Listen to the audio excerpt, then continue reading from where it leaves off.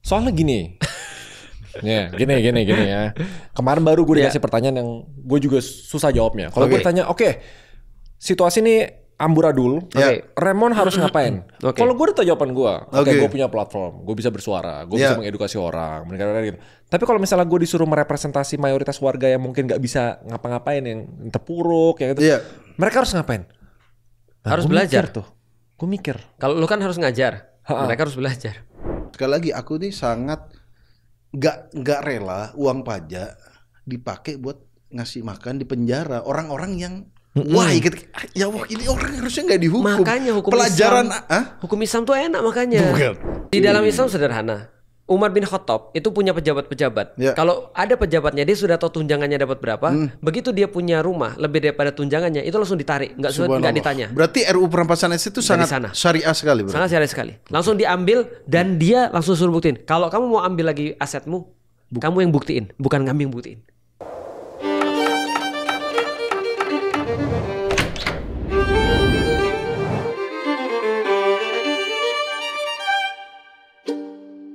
Assalamualaikum warahmatullahi wabarakatuh. Waalaikumsalam warahmatullahi wabarakatuh.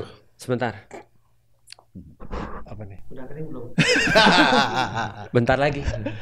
Dulu kecil pas gue sunatan itu terakhir gue pakai sarung yang lumayan lama. Oh gitu? Iya. Lu terakhir sunatan pakai sarung? Ya pakai sarung gue di Jogja waktu itu gue. Ronda nggak pernah lu ronda? Ronda apa tuh ronda? Nggak ada. Oh enggak, gue nggak ronda. Orang Cina bayar. Dia yang dijaga. Kita jagain dia, kita ronda jagain bayar dia. orang Cina. Iya. Nggak apa-apa nggak ronda, yang penting bayar kopi sama makanan ya, sama rokok.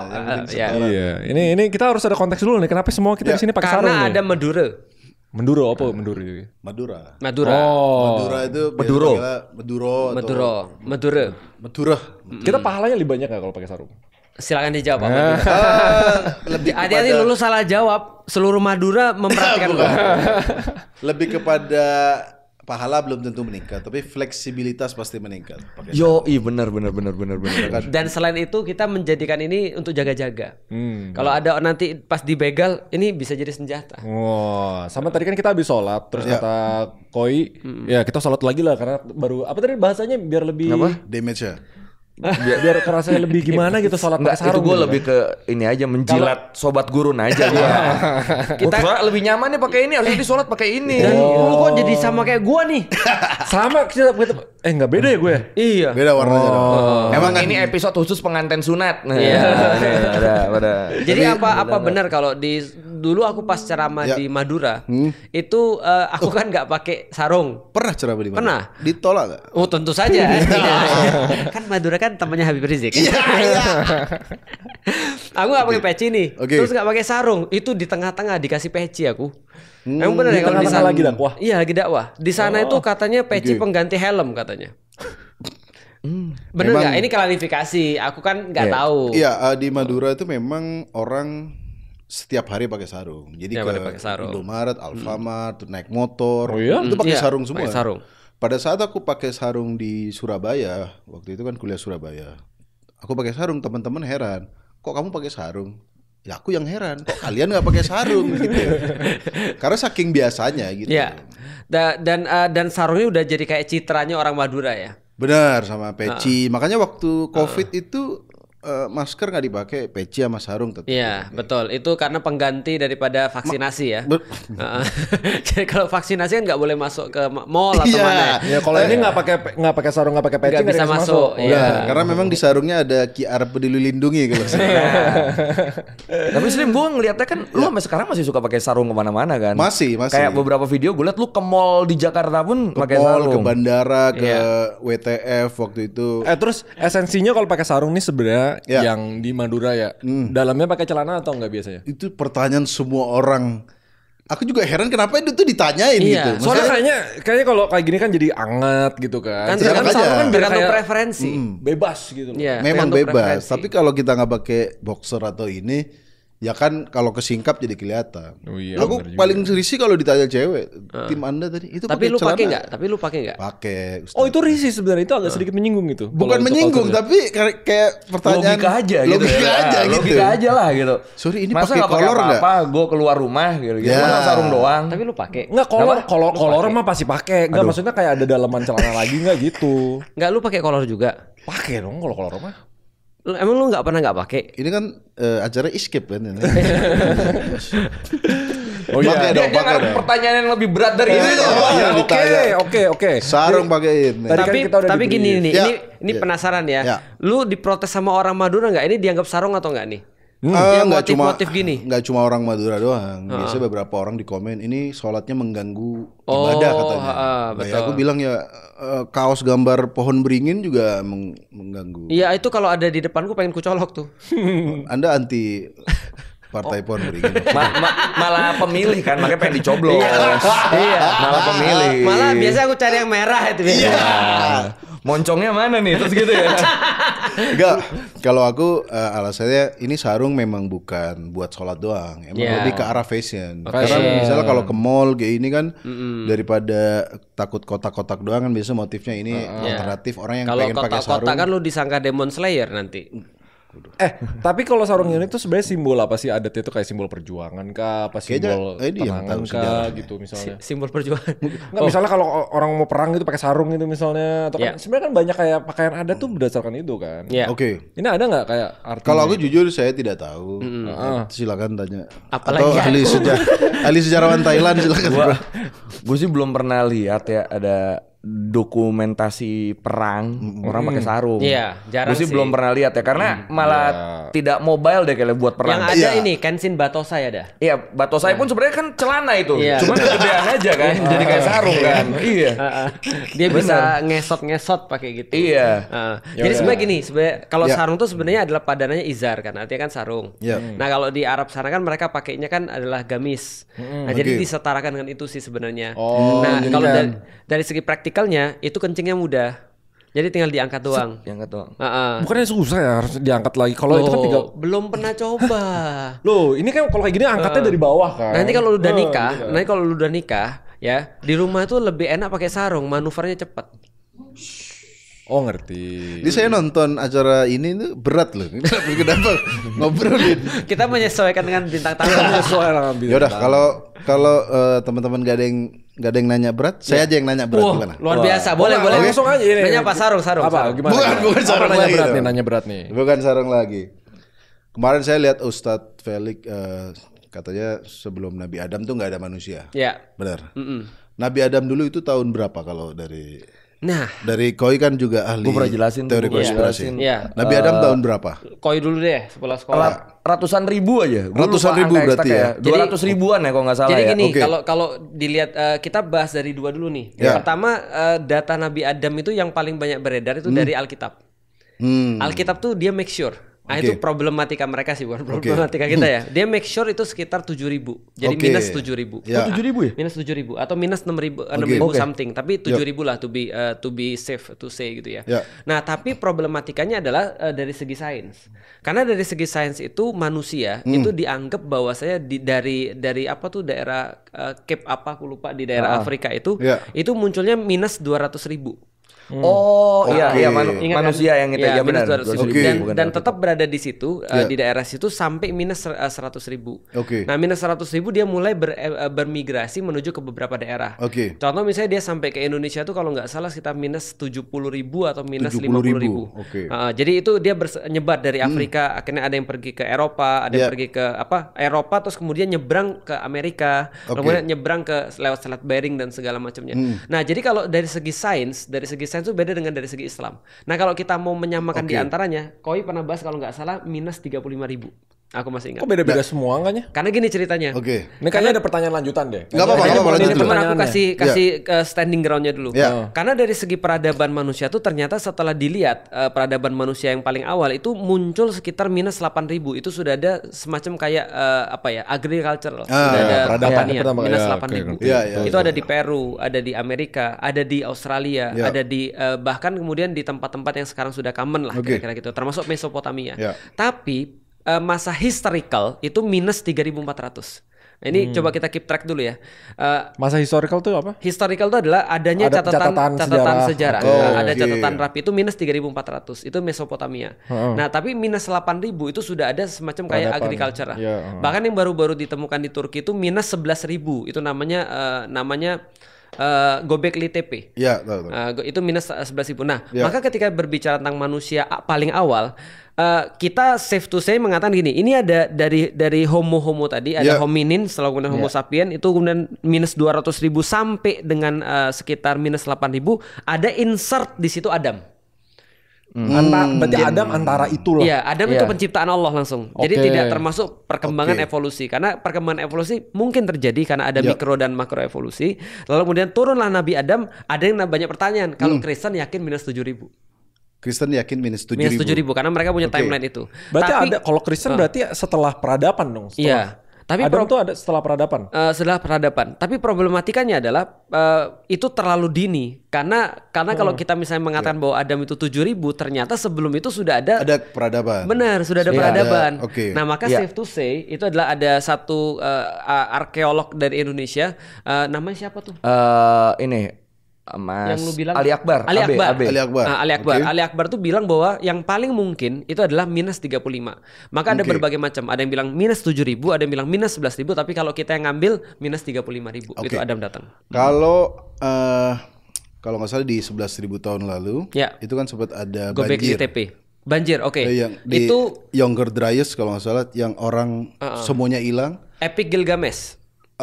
Aku kurang tahu namanya, tapi ada nggak kemungkinan kalau bumi ini udah kiamat berkali-kali, jadi kita ini restart manusia berkali-kali. Maksudnya 200.000 tahun tadi memang ada manusia, tapi di mungkin 11.000 tahun yang lalu kalau nggak salah aku pernah nonton. Ada The Great Reset. Ada Great Reset. Solar badai matahari kalau nggak salah tiba-tiba langsung mencair semua.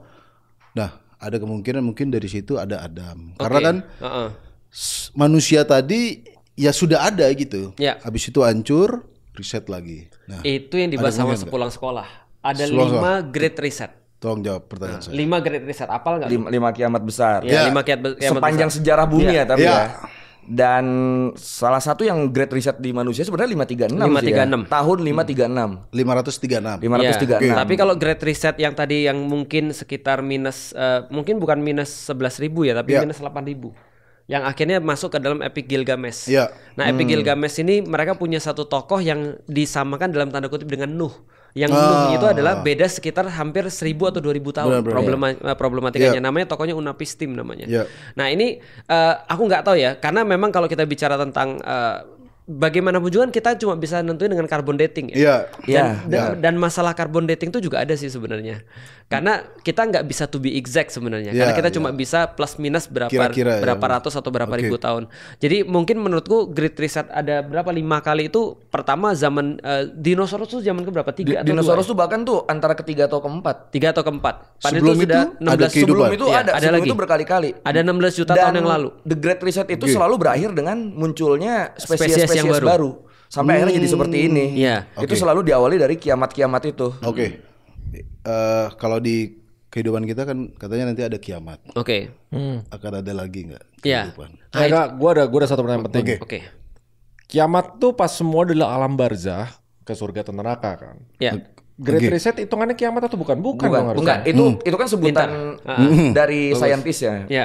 Oh, itu kiamatnya saintis. Kiamatnya saintis sebenarnya bukan. Kalau kiamat Islam adalah kiamat ketika dunia benar-benar hancur. Udah zero gitu kan. Kalau ini kiamatnya saintis ini adalah ketika spesies yang ada hampir seluruhnya punah. Misalkan yang sedikit itu terus melahirkan spesies baru. Enggak sehari 2 hari, bisa jadi ribuan tahun.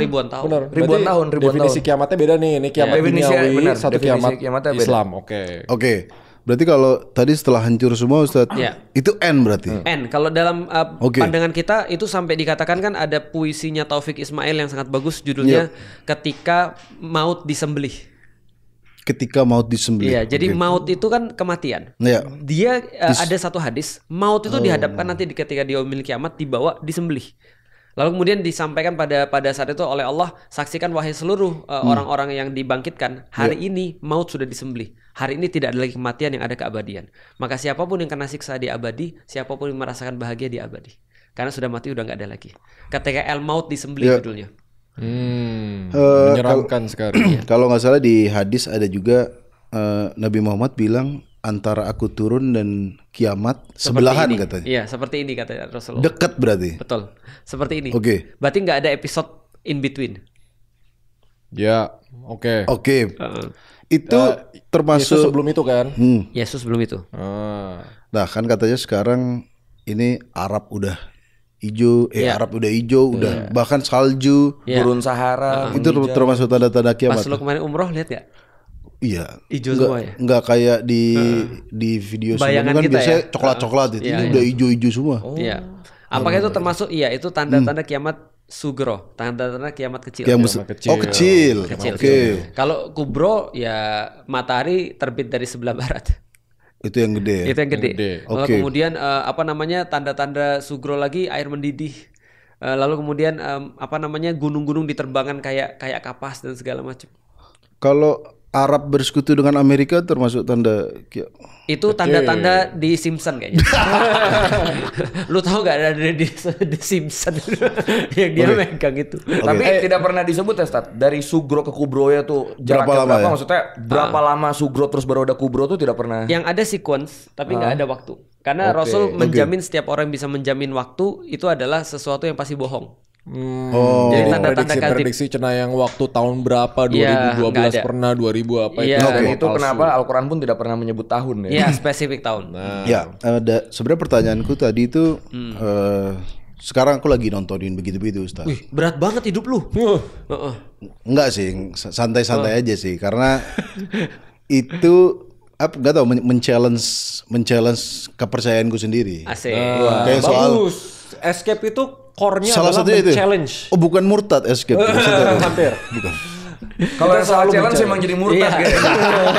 Nanti di akhir episode, di akhir bulan ini emang kita hitung gara-gara escape ada berapa yang murtad berapa, yang mualaf berapa kita bandingin. Balik modal nggak gitu. Karena kemarin kalau nggak salah saya nonton cuplikan Ustadz Felix yang ngomong kalau saya kira dulu memang Islam tuh nggak boleh nanya apa-apa. Oh iya. Samina wa ata'na.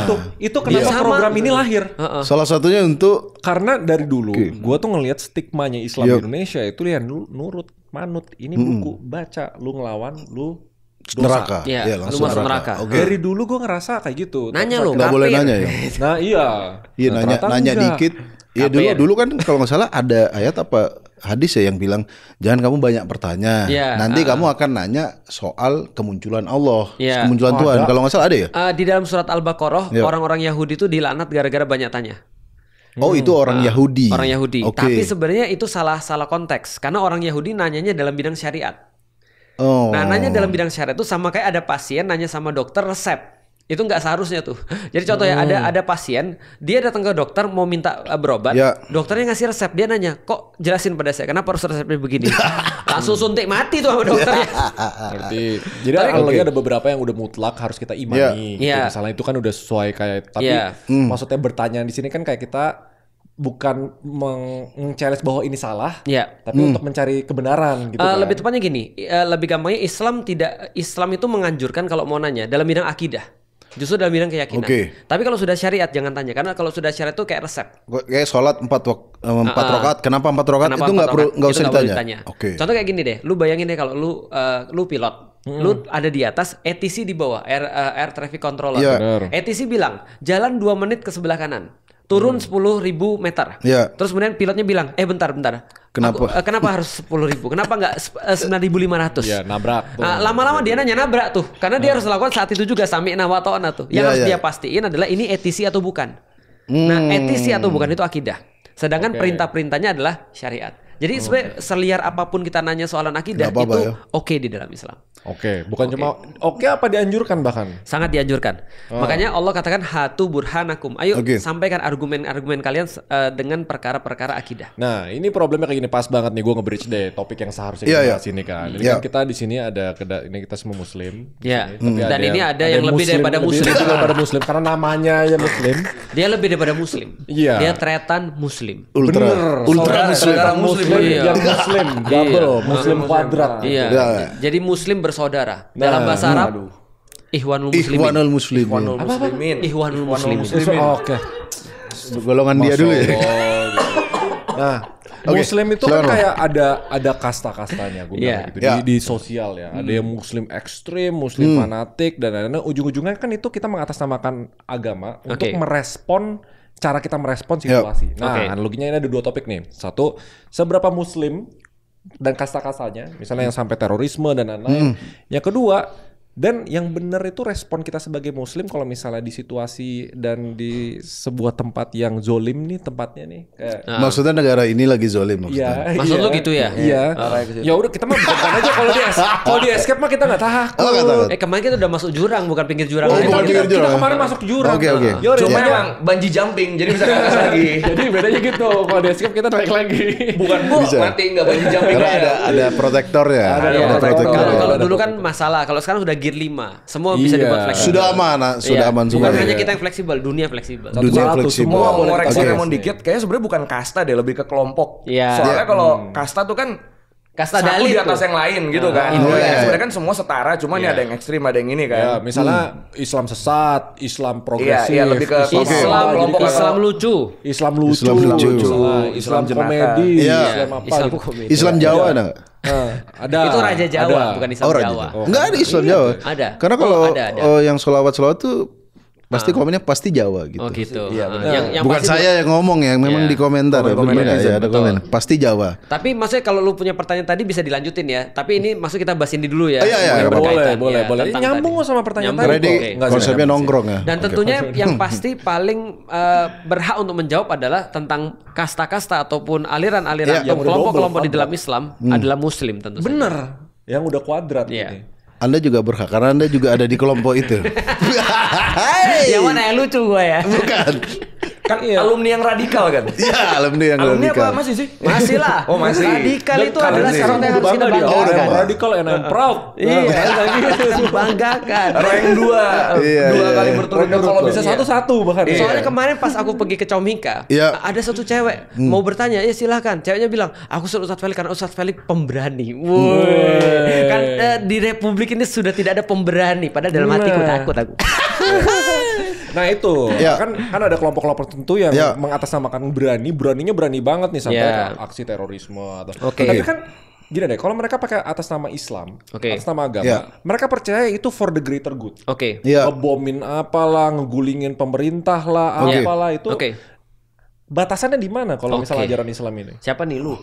Silakan, Anda aja yang radikal dulu. Anda kan bos sindikat. Langsung yang Muslim Quadrant kalau misalnya dari Bang Mas enaknya. Muslim aja gak apa-apa. Iya. Asal jangan dipanggil Allah dia, belum banyak amal katanya.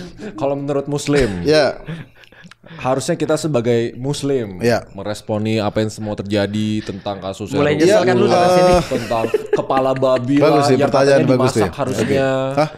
Iya kan responnya itu kan. Responnya kan kan dikirim ke kepala babi itu terus respon dimasak staf istana bilang berarti respon kita sebagai umat Islam menanggapi gimana cara misalnya ada merasa negara ini tidak adil misalnya. Iya, misalnya zolim lah misalnya. Soal zolim. Yang pertama kita harus ngepost tolak RUU TNI sih pasti itu. Karena respect. Karena itu salah satu tutorial biar diterima masyarakat. Jadi kita baik. Biar tidak mendapatkan masalah. Tidak mendapatkan masalah dan tidak dicecar. Mana suara lu gitu. Oh iya benar. Gua dicecar lagi. Kenapa gak ada yang ngececar gua ya? Belum nanti. Belum. Apa gua udah dianggap termasuk ya? Langsung dianggap termasuk sih doi. Bahkan Anda belum tentu dianggap setuju TNI. Kan dia punya tentara sendiri. Tentara pemanah dan berkuda. Tentara gua gaib. Oke, kalau aku sendiri merespon misalnya ketidakadilan, yang pasti kalau sampai terorisme tadi ya itu red flag lah ya. Sangat salah. Red line. Tapi menurut mereka nggak salah untuk yang ngelakuin itu. Nanti aku jelasin tuh. Nah itu biar dia yang jelasin. Tapi kalau aku meresponnya ya adalah dengan kritikan sih pasti. Kalau aku dari komedian, ya aku akan mengkritik lewat komedi. Tapi sabar yang RUU TNI sabar dulu. Karena kalau kita nggak ngomen sesuatu tuh, terutama ke influencer kayak gitu, itu pasti ditagih. Mana suara lu? Gue ditagih. Iya. Karena sekarang orang yang nggak ngomong dianggap bagian daripada itu. Itu berarti setuju. Itu semenjak Palestina sih. Jadi kalau lu nggak bela Palestina, lu berarti adalah Israel. pasti pro Israel. Iya. Itu udah temen lu kena tuh. Iya. Tapi kita kembali lagi ke topik lagi. Siap. Kalau aku sih, aku akan mengkritik ketidakadilan ini ya dengan caraku gitu. Dan bersuara. Ya ini tapi sebenarnya nggak ada hubungannya sama agama sih negara ini ya. Tapi tapi orang yang sampai misalnya nggak suka sama negara ini dianggap zolim, Togut. Ya, Togut. Apakah Anda familiar dengan kata-kata Togut? Oh, tentu saja. Itu diucapkan sama koi. Sampai kalau dia nggak suka negara ini, sampai terorisme itu ya udah pasti salah. Dan aku sejujurnya kasihan sama korban-korban yang terorisme itu, kasihan. Karena mereka drive begitu ya, karena kecintaan terhadap Islam kan. Mereka merasa, kan dipelintirnya gini kalau nggak salah Ustadz ya. Ini mereka ini adalah Togut, mereka ini adalah salah, halal darahnya. Bahkan dulu ada bom bunuh diri di kantor polisi, lagi Jumatan. Benar. Itu aku tidak aku membenci perbuatannya, tapi orangnya kasihan. Kasihan sih. Orang yang cinta terhadap Islam, dia pengen membela Islam, tapi dipelintir sampai ngebom masjid polisi lagi Jumatan. Karena mungkin pelintirnya kan polisi ini bagian dari sistem yang salah. Apa di kepalanya ya? Makanya aku tuh sejujurnya kasihan dengan mereka ya. Semoga dengan channel-channel seperti ini orang bisa semakin berani. Bukan semakin berani. Itu channel dia yang dulu, berani tapi maksudnya mengkritik. Sebagai berani mengkritik, dan kalau istilahnya BNPT itu Badan Penanggulangan Teroris, ya kita ini kalau Densus tuh mencegah terorisme kan saat udah jadi teroris. Nah, sebelum jadi teroris, channel-channel open minded seperti ini sih yang dia ternyata nggak sekeras itu. Belum datang BNPT endorse kita nih. Belum datang ya. Padahal di Bogor. Ada tuh mantannya satu. Yang mana? Editor saya satu. Oh iya, mantan BNPT tuh. Soalnya editor gue dulu BNPT. Oh, serius? Gue. Iya. Siapa tahu lu mau ke sana ngasih endorse ke kita gitu untuk apa, moderasi beragama. Justru Ustadz Felix cocok BNPT dia. Lagi nunggu nih. Tidak ingin seperti saya yang dulu. Nah, ya kan? Gabung BNPT. Nah, tapi problemnya gini. Silakan, banyak banget kayak surat-surat, hadis-hadis. Itu gua nggak tahu ya, karena dari dulu semua kitab-kitab itu kan sengaja dibuat, bukan sengaja ya. Emang multi tafsir. Semuanya kan berdasarkan nafsirnya tentu. Dan kalau nggak salah tuh ada satu hadis yang tadi bilang menghalalkan darah orang kafir. Bahkan waktu itu lebih spesifik kalau nggak salah, naruh pedang di leher, apalah something like that gitu kalau nggak salah gue sempat baca. Aku jelasin jadi dari kan di multitafsir kan. Orang jadi mikir kayak ini atas nama Allah nih gue ngelakuin ini gitu. Ini zolim nih orang nih. Gitu. Jadi aku coba jelasin dari awal dulu biar semuanya juga bisa dapat manfaat ya. Dari awal tuh kita bisa pisahkan atau kita bisa klasifikasi perbedaan di dalam Islam itu cuma 3. Yang paling gampang. Pertama adalah perbedaan secara politik, yang kedua adalah perbedaan secara fikih atau perbedaan secara hukum fikih. Yang ketiga adalah perbedaan secara akidah. Ini adalah ada 3 perbedaan. Contoh misalnya ya, kalau kita lihat perbedaan fikih, nah ini lu mungkin udah tahu ada mazhab namanya, mazhab. Mazhab itu kayak Syafi'i, Maliki, Hanafi, lalu kemudian kayak Hambali, itu mazhab. Contoh misalnya ya, kalau mazhabnya Syafi'i itu kalau bersentuhan batal. Hanafi belum tentu, bersentuhan cowok dan cewek yang bukan mahram belum tentu batal. Benar. Anjing. Itu satu mazhab Syafi'i dengan mazhab Hanafi memandangnya berbeda. Bagaimana najisnya itu, soal anjing dan segala macam. Tapi dua-duanya najis. Enggak. Satunya ada najis mughaladzah, satunya najis biasa. Bedanya apa tuh? Yang satu harus cuci tangan dengan 7 kali, dengan salah satu adalah dengan tanah. Salah satunya tinggal basuh dengan air aja beres. Jadi ada keringanan di titik itu. Nah, jadi ada madhab. Nah, ini adalah perbedaan kecil banget. Sama kayak ada orang sholat begini, ada sholat begini. Kalau kita pakai sarung, biasanya langsung dibilang NU kita. NU Muhammadiyah itu perbedaannya fikih. Sesederhana itu. Nah, itu yang pertama. Yang kedua ada perbedaan politik. Perbedaan politik itu dari situ kita ngerti Sunni dan Syiah. Karena Sunni dan Syiah itu bahkan kadang-kadang fikihnya nggak berbeda. Tapi Syiah itu menganggap bahwasanya pemimpin itu harus keturunan Rasulullah. Maka dia tidak menerima kepemimpinan Abu Bakar. Tapi tidak menghina ya. Syiah di awal tidak menerima kepemimpinan Abu Bakar karena menurut dia harus Ali bin Abu Thalib. Nah, jadi secara politik aja mereka berbeda. Kayak kita sekarang beda pilihan ribut. Padahal sama-sama Muslim. Nah, itu termasuk perbedaan politik. Yang ketiga adalah yang paling dalam tanda kutip agak besar itu perbedaan akidah. Karena kalau akidah itu sudah jelas tuh. Karena akidah itu akhirnya menentukan mana yang Muslim, mana yang tidak. Kalau gitu itu udah jelas ya perbedaan di dalam Islam.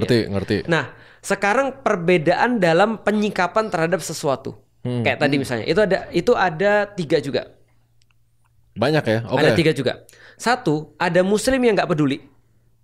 dengan satu kemaksiatan yang terjadi. Tapi dosa itu kan? Dosa kalau dia nggak peduli. Kalau nggak peduli sama kemaksiatan itu dosa kan? Betul. Nah dosa. ini makanya teman-teman harus nge-push. Iya, jangan lupa hashtag tolak RUU TNI. Betul. Oh berarti RUU TNI maksiat? Bukan menurut saya. Itu diduga ada sesuatu yang bisa kemudian untuk membuat kezoliman itu akhirnya tersebar. Bagus. Nah, artinya kalau yang penyikapannya ada 3. 1, orang yang cuek. Yang kedua, orang yang ekstrim. Itu ada di zaman dulu juga ada. Yang diceritakan di dalam Al-Qur'an itu adalah ketika orang menyikapi ashabus sabti atau orang-orang yang melanggar di hari Sabat. Nah ini mereka benar-benar bilang, ini sudah nggak mampu diselamatin, masuk neraka jelas parah. Mereka nggak mau dakwain lagi, karena saking parahnya. Jadi dua ini sama sebenarnya, sama-sama nggak mau dakwah lagi, karena sudah nganggap ini nggak mungkin selamat, karena mereka udah pasti bahan bakar neraka. Yang satu ini ngapain juga kita peduli. Dua-duanya dosa di sini dong. Dua-duanya dosa. Yang ketiga, ini yang ekstrim masuk yang dua diri sendiri. Betul. Itu. Yang ketiga. Itu yang katanya Allah adalah mereka yang tetap mendakwai meskipun itu sulit banget. Nah itu yang ketiga tuh. Kalau gitu kita sekarang bahas yang ekstremisme ini ya. Sekarang bahas ekstremisme ini. Kenapa orang bisa ekstrim? Jadi gini ceritanya. Orang bisa ekstrim itu karena dia punya why tapi nggak punya what and how. Itu nggak hanya di bidang agama, tapi di dalam bidang apapun. Ketika ada orang punya why tapi nggak punya what and how, dia pasti akan ekstrim. Dia ngerti. Ada orang suka banget sama lu, ya. Orang yang paling suka sama kita itu adalah orang yang paling bisa untuk benci kita banget. Benar. Ya. Ketika dia nggak tahu cara melampiaskan suka sama kita, maka orang-orang psikopat, itu adalah orang-orang yang paling besar cintanya pada sesuatu. Benar. Saya bisa nyulik. Itu ngeri itu. Jadi orang punya why, tapi nggak punya what and how, nggak punya how to, dia jadi ekstrim. Itu yang pertama. Tapi sebaliknya, orang yang punya how to tapi nggak punya why, dia nunggangin.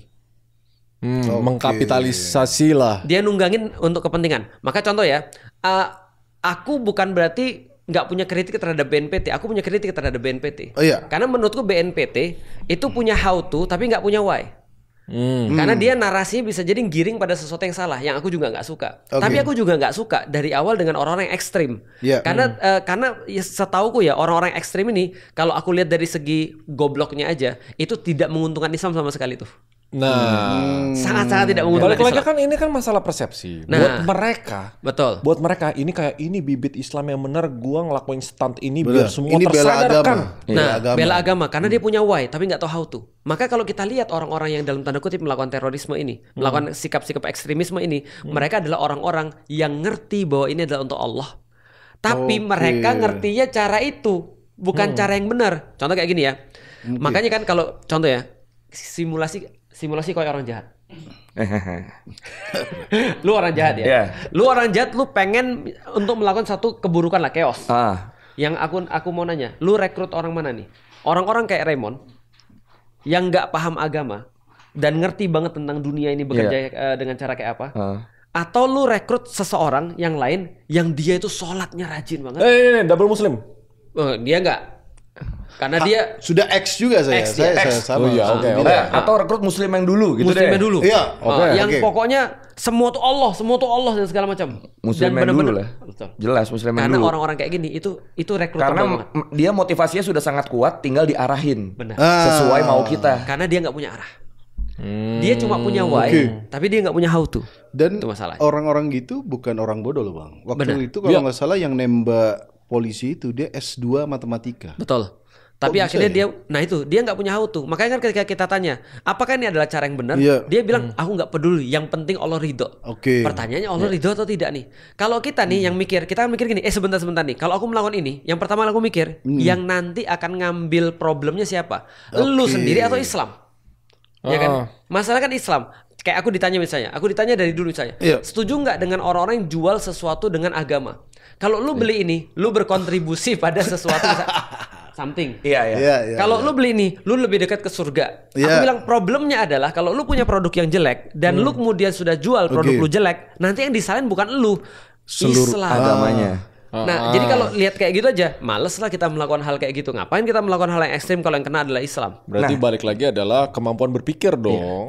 Ini logika dong. Saya mau nge-highlight tadi Kan berarti kalau kita membiarkan maksiat tadi masuknya kita juga dosa kan? Dosa. Berarti itu termasuk di ketika ada terorisme yang mengatasnamakan Islam. Betul. Kita komen itu bukan bagian dari Islam. Itu udah termasuk juga dong. Itu termasuk bagian. Karena banyak banget loh kayak gitu loh. Ya. Ketika ada orang teroris yang mengatasnamakan Islam, orang-orang tuh enggak itu bukan Islam. Mereka selalu denial kayak gitu. Ya. Padahal dengan kita denial gitu kan kita juga nggak membantu untuk mengimprove Islamnya sendiri kan. Betul.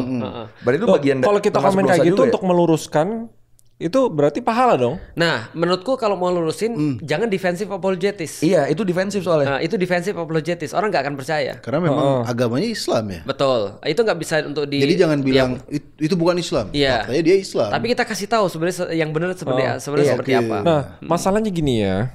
Ada nggak cara mutlak benar salah aja tergantung persepsi? Oke. Ya. Ada nggak mutlak benar salahnya gitu kalau misalnya kita ada nih 100 kasus yang Islamnya ini atas nama ini, atas nama ini. Tapi kan nih, dari 100 kasus, misalnya gue bilang 40 ini yang salah, 60 yang benar. Tapi untuk orang lain 60 yang salah, 40 yang benar. Ya, ada nggak mutlak di dalam Islam? Ya, mutlak itu harus ada di surat atau hadis atau apapun gitu nggak ya? Kayak kita bisa secara objektif menilai bahwa itu salah gitu. Mutlak tuh ada, tapi manusia nggak bisa. Contoh ya, kita coba ambil contoh ya. Pemahaman Islam yang paling bagus adalah zaman para sahabat. Tapi pertanyaan ada nggak kesalahpahaman di antara para sahabat? Ada. Di tahun 500-an, bukan? Di tahun 600-an. Tercatat antara Ali dan Muawiyah itu pernah terlibat konflik bersenjata. Iya kan? Konflik bersenjata kan. Padahal kita udah jelas mutlaknya. Mutlaknya apa? Siapapun yang menumpahkan darah sesama muslim, dua-duanya masuk neraka. Itu mutlaknya ya? Sabar, dua-duanya bahkan yang jadi korban pun masuk neraka. Nah, ini ada ceritanya nih, konteksnya. Nanti lu pasti bilang iya setelah ini. Muslim bawa pisau, aku bawa pisau. Kita saling nodongin pisau. Dan kita saling bunuh. Karena muslim lebih gede badan daripada aku, dia bunuh aku. Dua-duanya masuk neraka.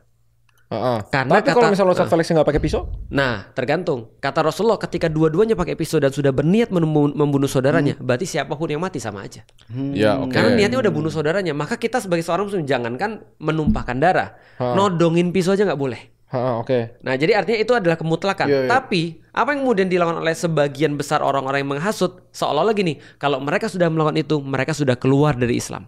Berarti hak mereka untuk dilindungi darahnya sudah nggak berlaku lagi. Padahal aku mau nanya lagi, apakah kalau ada orang yang belum muslim, lantas boleh kita tumpahin darahnya? Nggak boleh juga ya?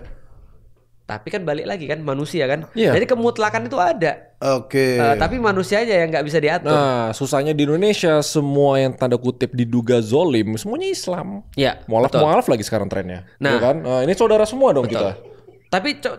Tapi coba bener kita benar. Tapi coba kita balik misalnya. Tiba-tiba yang zolim loh kok jadi saudara seiman nih. Tadinya bukan lebih enak nyerangnya. Kalau dulu kan gue bilangnya analisa intensinya. Tapi kan kalau menurut Ustaz Felix kita nggak bisa mengatasnamakan intensi orang.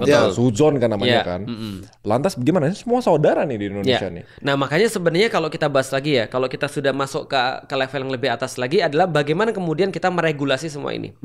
Pertama tuh gini. Kalau aku lihat ya, kalau kita balik nih sederhana. Kalau andaikan seorang muslim itu bisa jadi radikal atau seorang beragama apapun bisa jadi radikal. Pertanyaannya aku balik, pemerintah bisa jadi radikal gak? Bisa. Kalau kita balik nih, kalau ini ada muslim dan dia memakai Islam sebagai sebuah instrumen untuk menilai mana yang layak mati. Anarkis lah, jangan radikal. Anarkis lah. Pemerintah bisa gak? Sudah mungkin kalau itu. Artinya pemerintah menggunakan instrumennya adalah sekarang sudah dulu. Sekarang adalah Pancasila yang digunakan sebagai instrumen untuk menilai orang layak mati atau tidak layak mati. Artinya pemerintah bisa memberikan label kafir murtad dari Indonesia. Murtad dari Pancasila. Pancasila itu Qur'annya gitu. Jadi sama aja kerjaannya. Nah, menurutku dua-duanya nggak beres. Jadi ada orang Islam yang mengatasnamakan Islam untuk dalam tanda kutip mentogutkan pemerintah. Dengan tafsirannya dia, itu sama parahnya seperti ketika pemerintah berkata aku Indonesia, aku Pancasila dan selain aku itu pasti salah. Ini kan yang terjadi nih. Contohnya misalnya, ada yang kritik presiden misalnya. Ada yang kritik presiden. Lu serius nggak sih efisiensi gitu kan ya? Lalu presiden dasmu. Ya udah tahu kok nanya saya. Nah, itu part of pengkafiran itu tadi. Iya benar. Nah, dan problematikanya adalah yang lebih kuat mana? Instrumen negara atau instrumen komunitas? Instrumen negara pasti. Rocky Gerung bilang, kalau ada satu instrumen yang bisa kemudian untuk bikin hoax, maka instrumen negara itu lebih bisa bikin hoax daripada orang-orang lain. Itu benar. Artinya radikalisme di dalam agama dibandingkan dengan radikalisme pada pemerintah itu lebih parah radikalisme pemerintah. RUU TNI salah satunya. Wah, gimana opini Bang Muslim? Kalau saya memang sebagai pribumi sama ini yang biasa menyaksikan ya. Akhirnya kita tag team. Kita menyaksikan konglo-konglo kita ini berdebat. Iya. Benar. Iya, sebagai orang yang tinggal di PIK ya. Iya. Ya enggak, kita kalau saya memang lebih fokus sekarang ini, terutama beberapa tahun ini, gimana caranya orang biar nggak radikal ya tadi Bang. Biar kecintaan orang anarkis terhadap mungkin Islam. ya. Karena bener nggak sih kata gue anarkis? Kalau radikal kan kita udah agree bahwa itu nggak always a bad thing kan? Iya, itu di ranah pemikiran kalau radikal. Tapi ya kita safe to say ekstrim. Iya, maksudnya sampai misal anti negara ini, terus menyakiti orang, sampai menyakiti orang. Gimana caranya orang-orang yang cinta terhadap Islam? Apalagi tadi yang nembak di kantor polisi S2 matematika. Iya. Iya, itu berarti sekolah belum tentu belajar. Justru mungkin karena belajarnya atau fokusnya di ngitung aja. Ngitung berapa jumlah korban. Maksud saya ngitung soalnya gini. Gini ya. Kemarin baru gue dikasih pertanyaan yang gue juga susah jawabnya. Kalau gue tanya, situasi ini amburadul, Remon harus ngapain? Kalau gue udah tahu jawaban gue, gue punya platform, gue bisa bersuara, gue bisa mengedukasi orang, gitu. Tapi kalau misalnya gue disuruh merepresentasi mayoritas warga yang mungkin nggak bisa ngapa-ngapain, yang terpuruk, yang itu, mereka harus ngapain? Harus belajar tuh. Gue mikir. Kalau lu kan harus ngajar, mereka harus belajar. Iya, tapi kalau misalnya ditanyanya cara menyingkapi dan bisa berkontribusi biar ini semua bisa beres.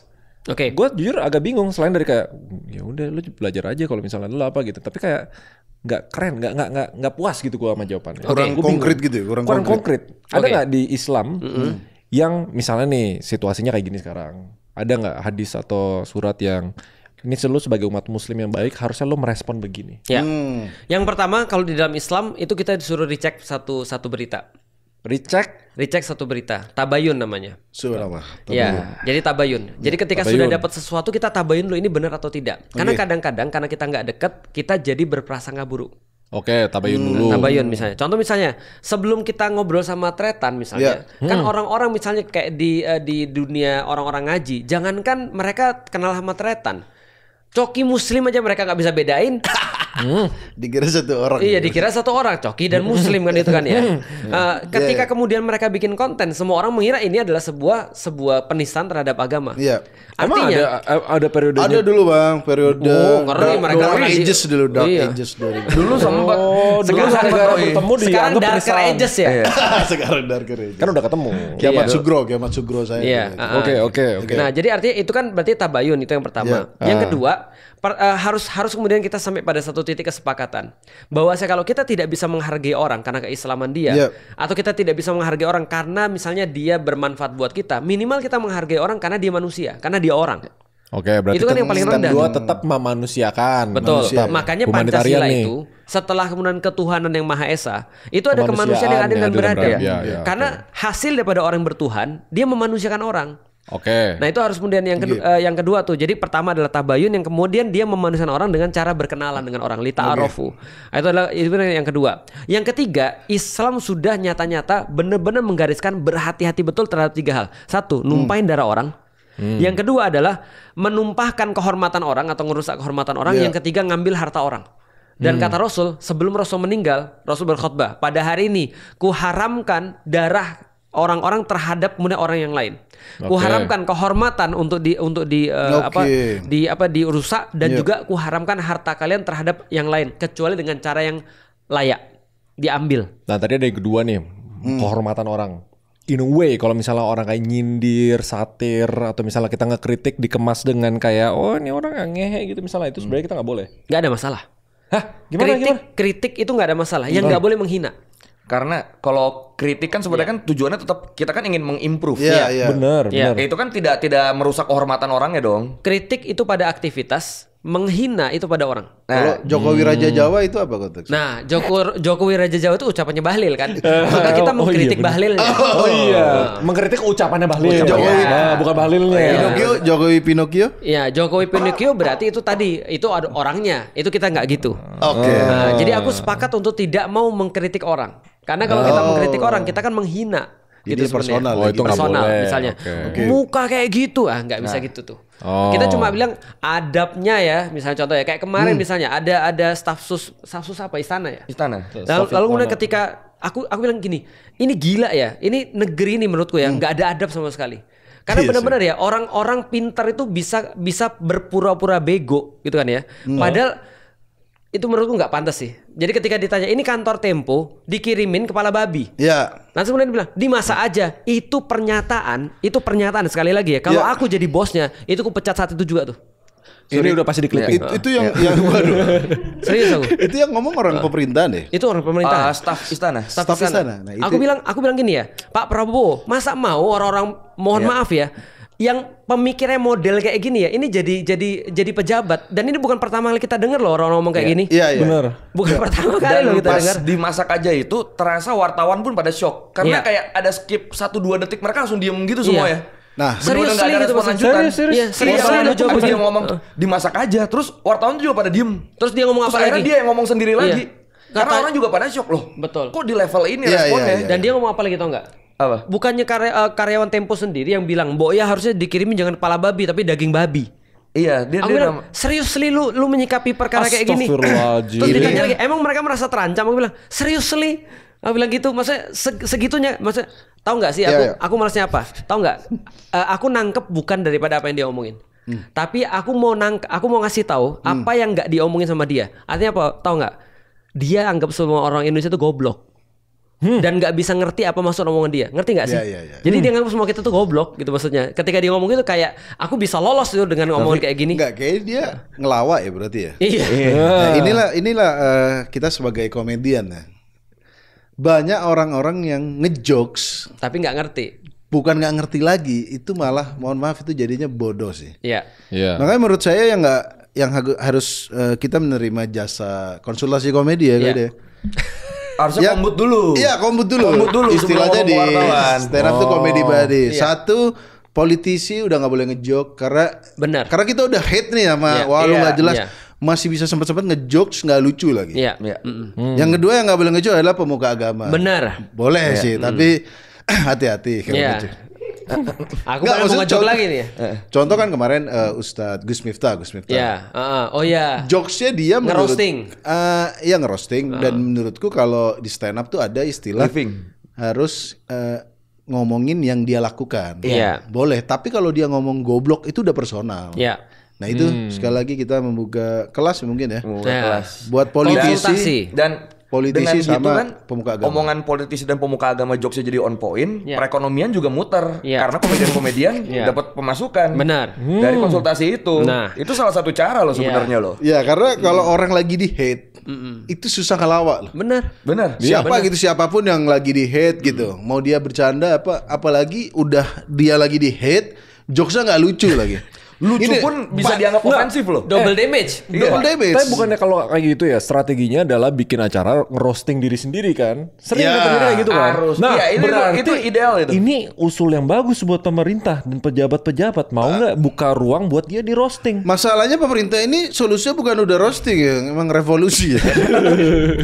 Kemarin ada sampai kata-kata pemerintah bayangan lah segala lah. Bukan, kalau roasting itu Bang. Gua udah nyapu, ya kan? Ya ini contoh yang jualan tapi kan ada banji. Enggak, kalau roasting itu biasanya kita lakukan untuk orang yang kita cintai justru. Betul. Enggak boleh orang yang kita punya bias. Iya, misalnya Ustadz Felix dulu pernah di Radikal. Kita bikin tribute roasting bahwa dia sekarang udah chill, udah santai. Nah, itu kita tribute kita Aku lebih radikal lo sekarang lo, jangan salah lo.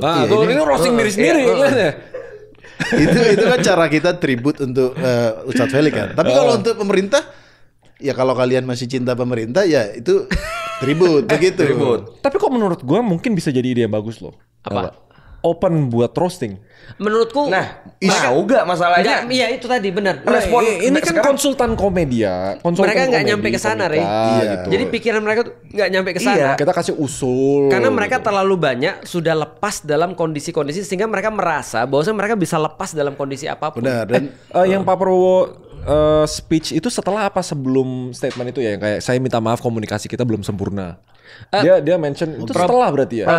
Seingat gua timeline-nya ya. Beliau minta maaf abis itu tapi beliau ngomong kita mau majuin bangsa nih, anjing menggonggong biarin aja. Hah, serius? Jadi problemnya dia ngomong kayak gitu abis itu anjing menggonggong. Nah, seingat gua timeline-nya tuh beliau bilang itu dulu harus memperbaiki komunikasi tapi abis itu bilang anjing menggonggong itu. Jadi menginsinuasi kita anjing menggonggong. Jadi gini, Bro. Lu harus tahu bahwasanya itu staff-staffnya presiden itu dapat inspirasi dari mana? Itu lu harus tahu. Kata-kata ndasmu, kata-kata terus kemudian siapapun yang mengkritik itu pengen Indonesia nggak baik-baik saja. Ini statement yang menurutku menginsinuasi staff-staffnya untuk bersikap yang sama, sehingga Bahlil bisa ngomong kayak gitu ketika kasus Pertamina, sehingga kayak gini kasusnya bisa ngomong gitu. Nanti lihat aja akan ada yang lain lagi gitu maksudnya. Kayak misalnya dalam kasus yang kemarin soal RUU penyiaran misalnya, itu kan ngomongnya super banget tuh, itu kan ya luar biasa tuh. Artinya aku pikir gini, mbok ya kalian tuh dididik PR dulu gitu maksudnya. Gimana cara disukai orang dulu? Kalau saya lebih mending mereka diem sih daripada karena ngelatih mereka PR keburu habis masa jabatannya karena karena orang-orang yang udah wadidau ini aku sampai kalau lihat ini orang serius nih apa nggak ada tim di belakang yang nulisin? Nggak ada. Ya udah diem aja ganti AI avatar lo mending biro komunikasi nggak sih? Harusnya biro komunikasi kan? Loh, yang paling sering blunder lu pikir siapa? Iya, makanya. Tapi ini udah menggambarkan ini loh. Ternyata kita udah parah itu next level. Kalau dulu ketika pemerintah tidak merespon, pemerintah diem kita kesel. Sekarang pemerintah ngerespon, diem aja deh. Berarti kan kita. Dulu jadi udah separah itu loh. Di titik ini aku jadi ngerti bahwasanya Kiai Ma'ruf Amin itu top. Kenapa nih? Kenapa tiba-tiba? Kenapa ngomong aja? AFK. Oh iya. Karena banyak diemnya kan. Karena banyak AFK. Iya. Bener-bener sekali. Ternyata visioner loh beliau loh. Visioner. Dia kalau nggak salah diam bergerak menghalalkan ganja kalau salah waktu itu. Iya memang bukan saya yang di berita ada waktu itu. Diam sekali bergerak melegalisasi ganja loh. Udah bener sampai di gua. Oh bener sampai. Iya kan aku bilang bener Pak Ma'ruf Amin itu. Ini udah bener. Jadi fungsi muslim di sini kita udah nyapu, dia niup debu emang. Dia dimasukin lagi tuh ke rumah tuh debunya tuh. Nah, dari tadi beberapa kali gitu Doi. Iya berarti memang solusinya buat negara ini memang harus ada hologram Pak Bahlil gitu. Hologram Menteri Pertamina. Jadi kalau ada masalah yang ngomong dia isi suara AI. VN aja pakai CapCut. Kayaknya lebih bagus gitu ya. Ya kan bisa diketik, bisa diperiksa ini, dulu. Pak Bahlilnya diikat dibilang diam kamu diam. saya mau ngomong. Slim, tapi gue mau nanya Slim. Balik ke ekstremis lagi aja nih. Boleh. Daripada hidup kita yang ekstrim kan kalau gini kan. Lu kan dulu kan seingat gue lihat di beberapa podcast lu kan ekstrim banget tuh dulu tuh. Iya. Lu bisa sembuh dari itu gimana? Bisa keluar dari itu dan jadi muslim yang sekarang? Gejalanya dulu gimana? Kita rekap dulu dong seberapa ekstrim dulu. Saya dulu memang udah mau ke Palestina dulu. Ngapain? Meskipun ke Palestina juga nggak tahu mau ngapain. Yang penting aku ingin ke Palestina. Aku ingin mati syahid waktu itu. Seingat gue lu udah nempel-nempel foto senapan gitu. Iya, aku dulu di Facebookku tuh isinya postingan senjata. Abu Bakar Basi. Oke, ngerti. Abu Bakar Basi. Postingan fotoku tuh itu. Padahal aku dulu di Facebook Jeco postinganku. Waduh, bukan. Malah bukan Abu Bakar. Enggak ada. Enggak ada ya. Kalau aku gitu dulu terus Osama bin Laden tuh kalau nggak salah tanggal lahirnya sama aku 10 Maret. Oh iya? Di situ aku mulai memang sini jalanku gitu. Suhu. Waktu itu sampai di titik ini kalau ada yang ngajak aku ke Palestina, berangkat nih gua. Berangkat. Apalagi denger lagu Michael Hurts, We Will Not Go Down. Aku langsung, ayo kita berangkat. Itu lu umur berapa tuh? 20-an kayaknya. 20, lagi prime-nya muslim ya? Prime. Yang ada orang pacaran lu samperin itu ya? Iya, aku hadis, aku print, aku bagi-bagi kasih. Oh iya? Aku sebar-sebar SMS. Hadis di print dibagi-bagi? Iya. Dibagi-bagi. Lu gak tahu dia buat grup di Facebook? Grup Facebook, aku tag-tagin orang. Dakwahnya anti pacaran. Anti pacaran. Oh iya, haram kan? Haram. Bisa keluar dari itu gimana? Oh. Tersadarkannya gimana? Tersadarkannya karena waktu itu, ini serius, waktu itu saya radikal itu lagi nganggur. Kita udah pernah bahas. Iya lagi. Pengangguran waktu itu keluar dari kampus, terus masa menunggu kuliah lagi. Nah di masa kosong itu nonton TV Palestina diserang. Kita daripada nggak jelas ini, mending kita mati syahid. Berarti bener segitu doang pemikirannya. Makanya semakin gejalanya awalnya itu ya. Memang gejalanya pengangguran. Pengangguran jadi merenung kan. Kalau orang nganggur kan banyak rebahan. Dulu belum ada Mobile Legends, belum ada game dulu. Makanya mungkin gua kebalik. Justru gara-gara gua pas sebelum radikal, gua tercukupi semua. Pas radikal gue miskin. Tapi emang pas radikal kan emang lagi nganggur abis itu kan. Iya, setelah radikal itu berarti benar tuh. Kayak tercukupi tapi nganggur juga. Iya. Jadi pas Zen terbukanya itu adalah pada saat ya bergaul dengan orang non Islam. Waktu masuk stand up comedy itu baru ketemu first encounter nih dengan orang. Biasa orang kan first encounter sama UFO kan.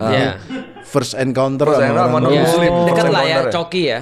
Dulu sama belum ada Coki. UFO dekat Surabaya dulu dia. Belum. Di Surabaya dulu temen aku nonton Zakir Naik dulu. Setiap malam aku debatin. Mana bukti Yesus ngomong Tuhan. Besok lagi datang debat lagi. Suatu hari temanku, kalau orang Kristen kan doanya lama. Lama gitu kan.